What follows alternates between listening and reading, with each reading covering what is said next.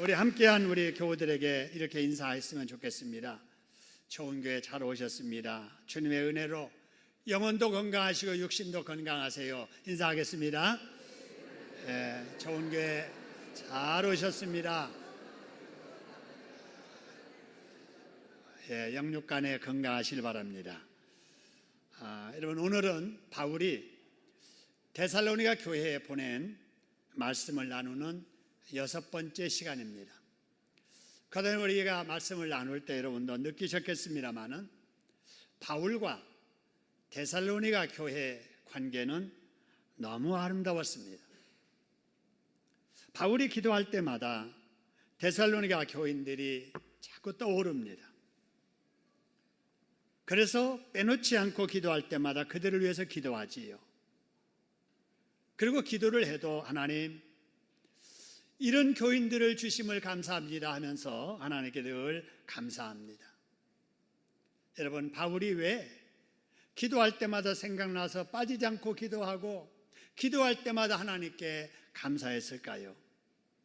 바로 그것은 우리가 아는 대로 모든 성도들에게 있어야 될 세 가지가 믿음과 소망과 사랑인데, 그들이 가지고 있었던 믿음은 머리로만 하는 지식적인 믿음이 아니라 삶 속에 실행하는, 행동하는 믿음을 가진 거예요. 그리고 그들이 가졌다는 사랑을 가만히 보니까 입에 붙은 사랑이 아니라 정말 자기가 직접 희생하고 섬기는 그런 사랑을 교회에서 하나님 앞에 실천하는 거예요. 그리고 소망이 있다는 것을 보니까 변하기를 잘하는 그런 소망이 아니라 어려운 일이 있어도 하나님의 선하심을 믿고 인내할 줄 아는 소망을 가진 거예요. 참 귀한 신앙이지요. 그래서 바울은 이런 바른 신앙을 가진 데살로니가 교인들을 생각하며 하나님께 늘 감사했던 거지요. 여러분, 이런 아름다운 신앙이 저와 여러분의 신앙 되기를 주님의 이름으로 축원합니다. 그러기 위해서 한번 따라해 보겠습니다. 내 믿음은 머리로만 하는 지식적인 믿음이 아니라 실천하고 행동하는 믿음이다. 그 다음에 내 사랑은 입에 붙은 사랑이 아니라 희생하고 섬기는 사랑이다. 내 소망은 변하기를 잘하는 소망이 아니라 말씀 붙잡고 기다리며 기도하는 소망이다. 여러분, 이런 아름다운 믿음 갖기를 소원합니다. 자, 바울이 그 다음에 하나님께 감사한 이유가 또 있는데요. 오늘 13절에 보니까 감사를 해도 끊임없이 감사했다고 그랬어요. 한 번 감사하고 그 뒤에 안 한 게 아니라 계속 이렇게 끊임없이 감사하는 이유는 그 밑에 말씀을 보니까 이런 말씀이 있습니다. 그들이 말씀을 들을 때에 사람의 말로 받지 아니하고 누구 말씀으로 받았다고요? 하나님의 말씀으로 받았다는 거예요. 여러분, 설교 말씀을 들을 때에 사람의 말로 받지 아니하고 하나님의 말씀으로 받는, 여러분, 이것이 기독교 신앙의 기본입니다. 여러분, 이 신앙이 있어야 기독교 신앙생활을 제대로 할 수 있는 거예요.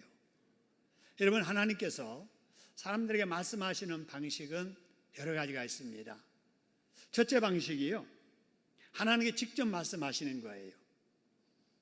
아브라함아, 아브라함아, 사무엘아, 사무엘아, 이러시면서 하나님께서 하고 싶은 말씀을 직접 하시는 경우가 있고요. 또 하나님께서 천사를 보내가지고 천사를 통해서 말씀하시는 방법이 있고요. 하나님의 사람을 세워서 말씀하시는 방법이 있습니다. 여러분, 이 중에 오늘날 가장 보편적인 하나님의 말씀하시는 방법이 세 번째, 하나님의 사람을 세우셔서 하나님의 말씀을 전하게 하시는 방법입니다.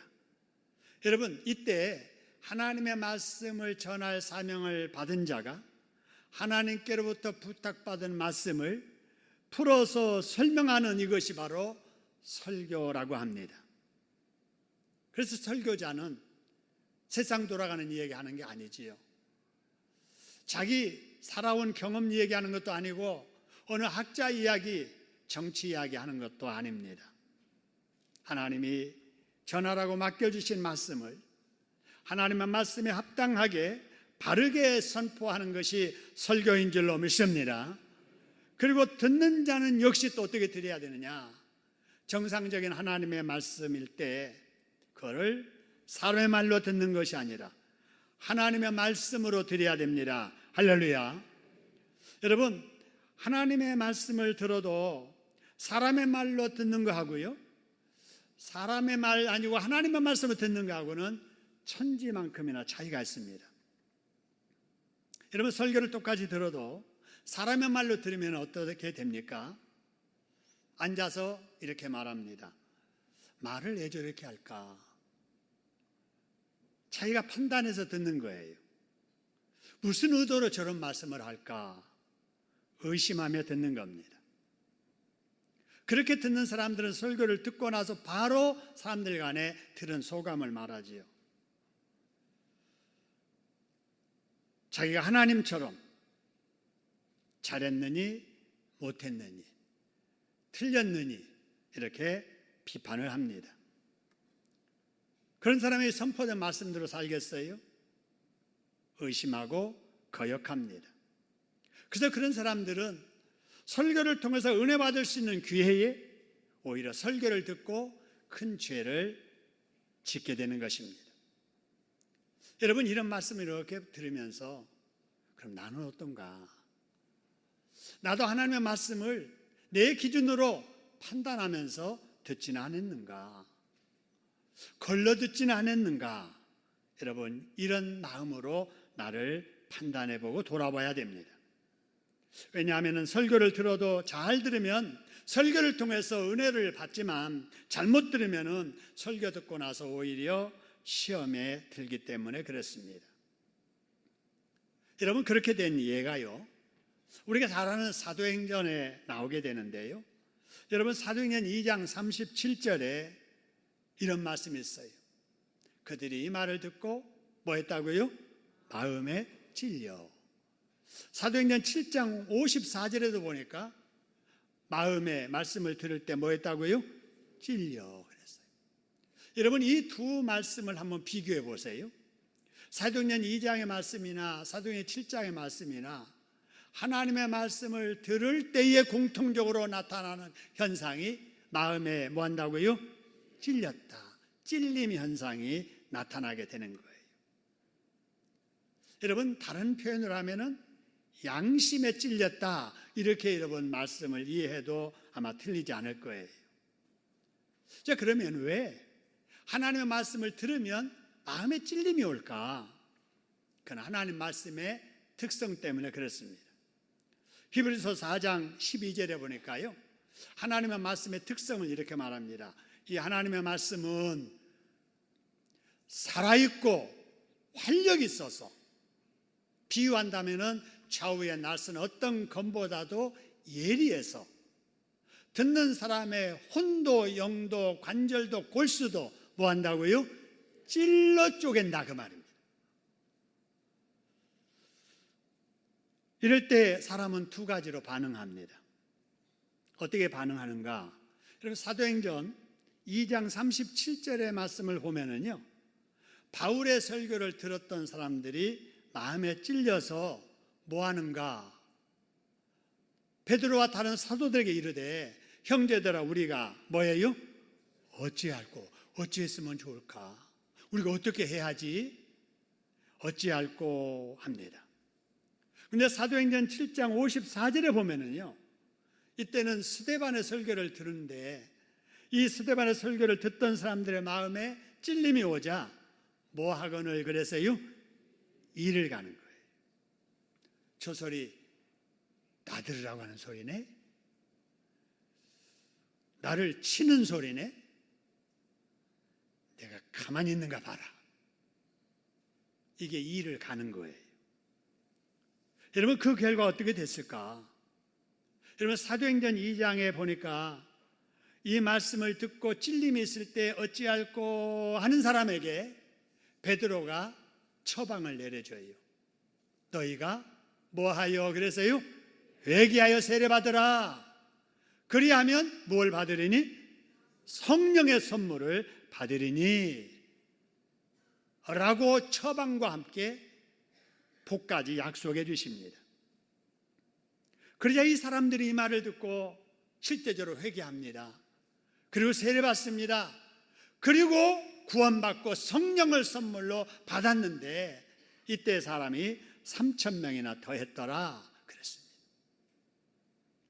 여러분, 그러면 스데반의 설교를 듣고 마음에 찔림이 왔을 때 이를 갈던 사람들은 어찌했을까? 사도행 7장 54절 이하의 말씀을 보니까요, 스데반이 하늘을 우러러 보면서 보라, 하늘이 열리고 인자가 하나님 우편에 서신 것을 보노라 그러자 이를 갈던 사람들이 큰 소리를 지르면서 귀를 막고 안 들으려고 하면서 돌을 들어서 스데반을 쳐버립니다. 그래서 살인을 범하고 말아요. 여러분, 이 두 종류의 사람 비교가 되지요. 이들은 모두 하나님의 말씀을 들었잖아요. 그런데 한편 사람들은 말씀 듣고 회개하여 구원을 받고 성령을 받았는데, 다른 한편의 사람들은 말씀을 듣고 사악해져서 사람을 죽이는 죄를 짓고 맙니다. 여러분, 왜 그랬을까요? 왜 똑같은 말씀을 들었는데 한쪽은 구원받고 은혜받고 복받고 한쪽은 살인죄를 범하는 죄를 지었을까? 여러분, 그 이유는 간단합니다. 말씀을 듣는 자세가 다른 거예요. 한편은 말씀을 들을 때 하나님의 말씀으로 듣고 어찌할꼬 회개했는데, 한쪽은 말씀을 들으면서 이를 갈고 죄를 지은 거예요. 여러분, 말씀을 들어도 어떻게 듣느냐가 이래서 중요한 거예요. 한번 따라 합시다. 설교를 들을 때 사람의 말로 듣는 사람은 찔림을 받아 시험에 들고 죄를 짓지만, 하나님의 말씀으로 듣는 사람은 그 말씀을 통해서 복을 받는다. 여러분, 이 영적 원리를 데살로니가 교인들이 깨달은 거예요. 그래서 사도행전에서 베드로의 설교를 듣고 회개한 사람들처럼 바울이 전한 말씀을 하나님의 말씀으로 듣고 순종했던 거예요. 바울이 이러는 데살로니가 교인들을 생각하니까 더 고맙고 감사한 거예요. 목회에 보람이 있는 거예요. 여러분, 이런 모습이 여러분, 저의 모습, 여러분의 모습 되기를 주님의 이름으로 축원합니다. 그래서 말씀을 통해서 여러분 하나님의 진단을 받고 하나님의 인도를 받고 하나님의 깨침을 받고 하나님의 인도함을 받아서 여러분 영육이 치료함을 받고 체험받고 은혜 받고 복 받는 역사가 있기를 주님의 이름으로 축원합니다. 자, 다음으로 하나님의 말씀을 받은 데살로니가 교인들에게 어떤 복이 임했을까? 13절 보실까요? 13절 말씀 보니까 이 말씀이 뭐 하느니라 그래서요? 역사하느니라. 말씀이 살아 움직이는 거예요. 여러분, 말씀을 듣는 것도 중요하지만 듣는 말씀이 여러분의 삶 속에서 살아 움직일 때 하나님의 능력과 복된 일이 일어나게 될 줄로 믿습니다. 그런데 하나님의 말씀이 어떤 자들 가운데 역사했느냐 보세요. 자, 이 말씀이 어떤 자들 가운데 역사했다고요? 믿는 자 가운데. 그렇습니다. 아무리 말씀을 들어도 의심하는 사람에게는 말씀이 삶 속에 역사하지 않는단 말이에요. 그런데 하나님의 말씀을 하나님의 말씀으로 듣고 믿는 자의 삶 속에 들은 말씀이 살아 역사하는 줄로 믿으시기를 소원합니다.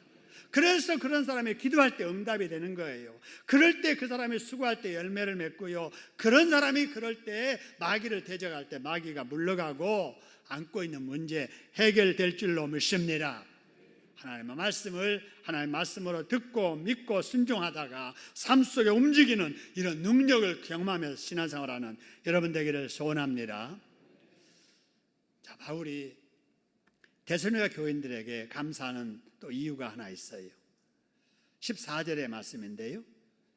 자, 데살로니가 교인들이 본을 받았는데 그 다음 줄에 보니까 어디에 있는 하나님의 교회들을 본받았다고 그랬어요?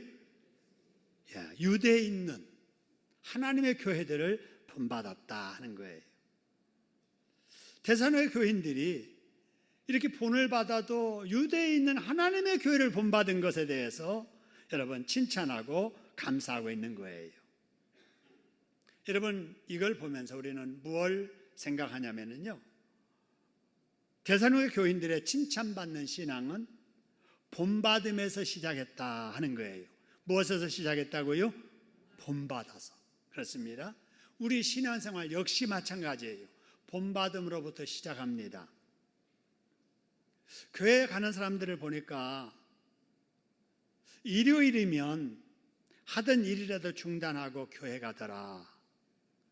나도 그래야지. 그러면서 주일 지키는 교인이 되는 거예요. 교회 가서 보니까 사람들이 기도할 때 다 무릎을 꿇고 손 모으고 기도하더라. 나도 그래야지. 그래서 의자가 없는 마룻바닥에서 무릎 꿇고 기도하는 성도가 생기는 거예요. 교회 갈 때 보니까 연보를 다 준비해서 헌금 시간에 헌금 드리더라. 나도 그래야지. 그러면서 헌금을 준비했다가 헌금 생활을 하는 거예요. 여러분, 제가 그랬습니다. 아마 여러분들도 이렇게 주변 사람들이 하는 모습을 본받아서 따라하면서 여러분의 신앙에 성장했을 거예요. 그래서 신앙생활은 본받는 것입니다. 한번 따라하겠습니다. 신앙생활은 본받는 것이다. 그렇기 때문에 우리가 본받으면서 신앙생활을 해왔던 것처럼 우리도 다른 사람들에게 본이 되게 신앙생활을 해야 될 줄로 믿습니다. 자녀들이 다 보고 배워요. 여러분, 새가족들이 다 보고 배웁니다. 어느 집사님이 새가족을 전도했어요. 근데 그 집사님이 수요일 날 안 나와요. 그 새가족이 수요일 날 나오게요? 안 나오게요? 안 나오지요. 아, 수요일 날은 안 가도 되는가 보다. 그렇게 보고 배우는 거예요. 그래서 우리가 본을 받지만 또 본이 되게 살아야 될 책임 또한 있는 거예요. 그래서 하나님께서 요한3서 1장 11절에 이런 말씀을 하세요. 우리 같이 한번 읽어보겠습니다. 시작. 사랑하는 자여, 악한 것을 본받지 말고 선한 것을 본받으라. 할렐루야. 본받아야 될 것과 본받아서는 안 될 것이 있다 그 말이에요. 로마서 12장 2절에 보니까 이런 말씀이 있어요. 너희는 이 세대를 뭐하지 말고 본받지 말라는 거예요. 여러분, 이 세대가 어떤 세대입니까? 여러분, 불신 문화입니다. 사탄의 세력들이 이룬 문화예요.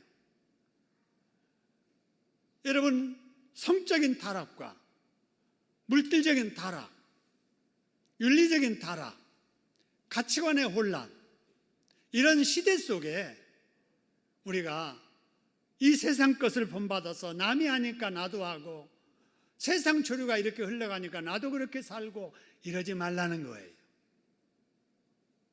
오직 선하시고 기뻐하시고 온전한 뜻이 무엇인가를 날마다 분별하면서 살아가는 저와 여러분 되기를 주님의 이름으로 축원합니다.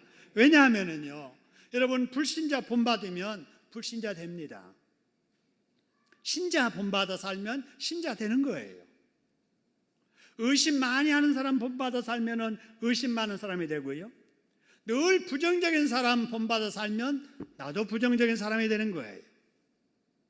복단하게 살아가는 사람을 보면은 복 따라가는 사람이 되고, 복 받게 사는 사람 본받아 살면 나도 복 받는 사람이 되거든요. 여러분, 본을 받아도 데살로니가 교인들처럼 예수님의 성품을 닮은 사람을 본받으시기를 주님의 이름으로 축원합니다. 자, 그 다음에 바울이 데살로니가 교인들에게 감사하는 또 세 번째 내용이 14절에 나와 있는데요, 이런 말씀이 있어요. 그들이 유대인들에게 뭘 받은 것 같이? 고난을 받은 것처럼 너희도 너희 동족에게 동일한 뭘 받았다고요? 고난받았다. 무슨 말이냐면요, 이스라엘 사람들 중에, 유대인들 중에 예수 믿는 사람들 많은 고난을 받았다는 거예요. 그들처럼 너희도 예수 믿고 나서 그 고난을 너희들도 받았다. 그런데 그 고난 중에도 예수 믿는 신앙 포기하지 아니하고 제대로 믿어보려고 최선을 다하는 그런 모습을 여기서 인정하면서 여기에서 감사하는 겁니다. 여러분, 유대인들 중에 예수 믿는 사람들 가정에서부터 고난을 받았습니다. 부모에게, 친척에게, 형제들에게 고난을 받았고요, 직장에서 쫓겨났고요, 직장에서 승진해서 제외됐고요, 강제 퇴출당하고요, 친구들과 그들의 공동체에서 따돌림을 당했습니다. 그러면서도 그들이 하나님을 믿었거든요. 이처럼 어느 시대나 예수 믿는 신앙을 제대로 가지면 세상에서 많은 고난을 받습니다. 여러분, 예수 믿고 나서 가장 먼저 받는 고난이 가정이에요. 저도 처음으로 교회를 다닐 때 우리 아버지 어머님이 저를 너무너무 사랑해 주셨는데도 교회 가는 일 때문에 너 일하기 싫으니까 교회 가지? 이런 소리를 들었어요.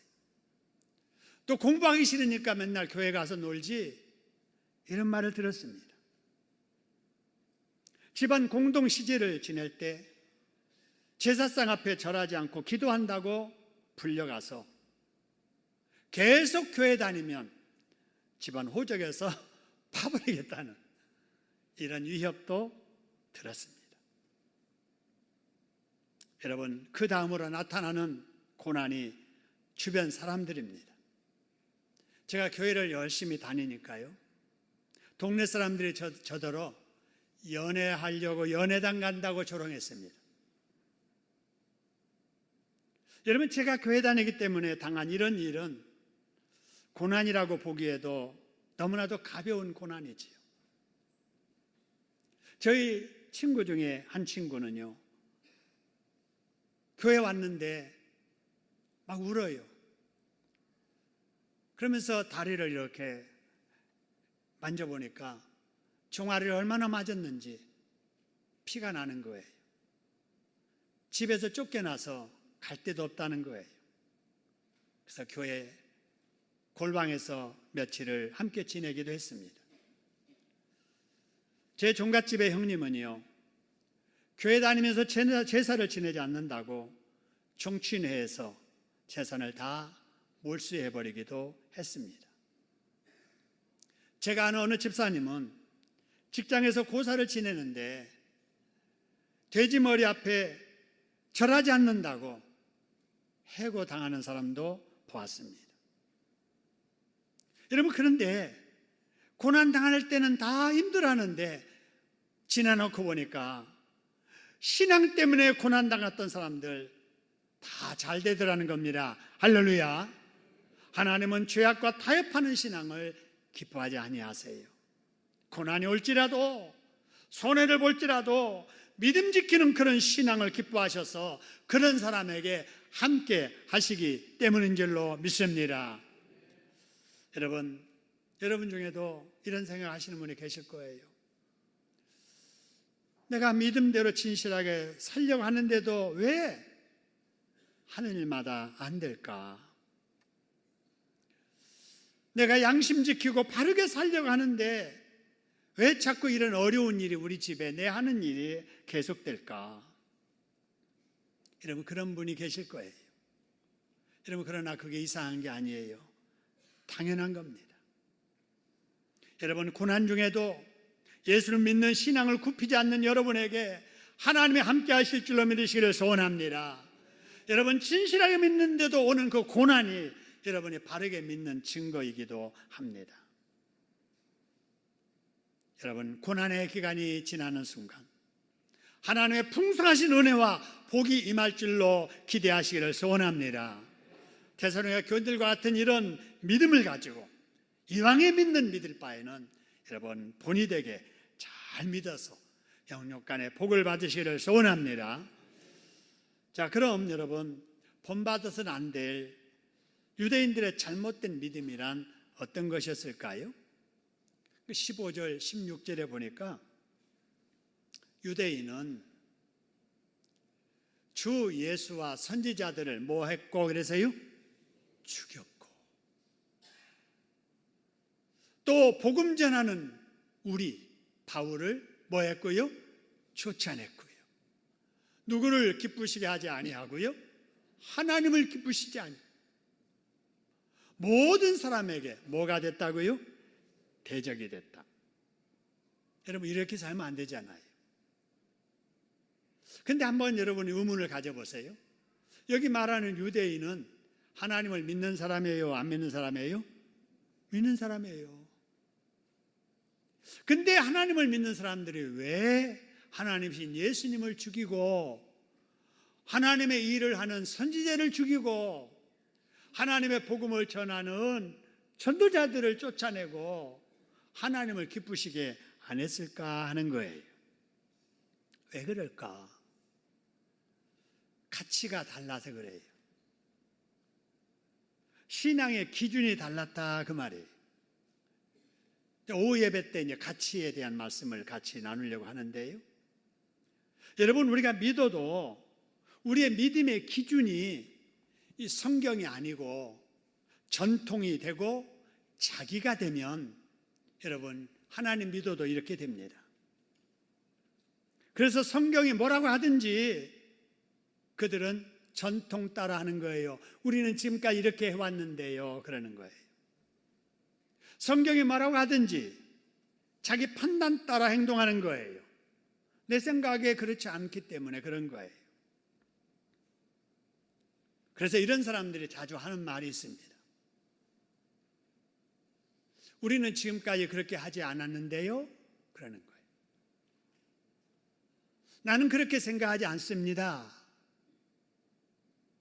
내가 보기에는 그게 아닌데요.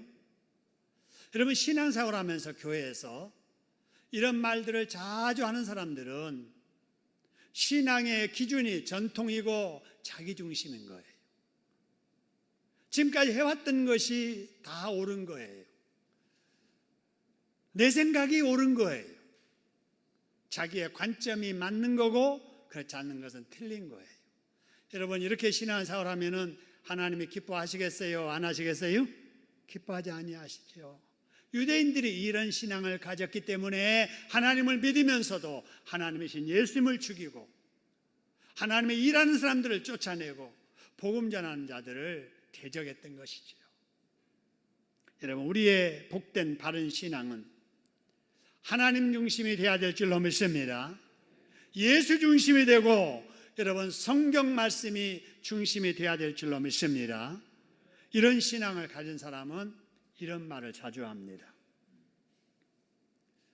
지금까지 그렇게 해왔어도 하나님의 뜻이라면 하나님의 뜻대로 해야지요 그러는 거예요. 우리 같이 한번 읽어볼까요? 시작. 지금까지 그렇게 해왔어도 하나님의 뜻이라면 하나님의 뜻대로 해야지요 그랬습니다. 전통보다 하나님의 말씀, 내 생각보다 하나님의 말씀, 그죠? 이렇게 우리가 살아야 되고요. 그 다음에 나는 그렇게 생각하지만 성경 말씀이 그렇다면 그렇게 해야지요 그래야 돼요. 내 생각은 그렇게 아닌데요. 이렇게 하면 안 된다 그 말입니다. 나는 그렇게 생각해 왔지만 하나님 말씀이 그렇다면 내 생각 접고 하나님 말씀대로 해야지요. 이것이 여러분 바른 신앙인 줄로 믿습니다. 한번 같이 한번 읽겠습니다. 시작. 나는 그렇게 생각하지만 성경 말씀이 그렇다면 그렇게 해야지요 하는 거예요. 그 다음에 또 이런 말을 하나님 중심한 사람들이 많이 합니다. 누구의 뜻대로 따르겠습니다 그래요? 주님의 뜻을 따르겠습니다 하는 거예요. 여러분 아무리 내 뜻이 그렇고 우리의 뜻이 그렇더라도 주님의 뜻이 그렇다면 주님의 뜻대로 따르겠습니다 라고 하는 이런 신앙을 가질 수 있기를 소원합니다. 이런 복된 신앙을 가지고 살아가셔서 이 무더위 속에서도 하나님께 영광을 돌리시고 데살로니가 교인들처럼 칭찬받고 감사의 대상이 되는 저와 여러분 되기를 주님의 이름으로 축원합니다. 합심해서 한번 기도하지요. 하나님, 이런 신앙을 갖게 하옵소서. 데살로니가 교인과 같은 이런 믿음을 갖게 해주시옵소서. 합심해서 기도합니다.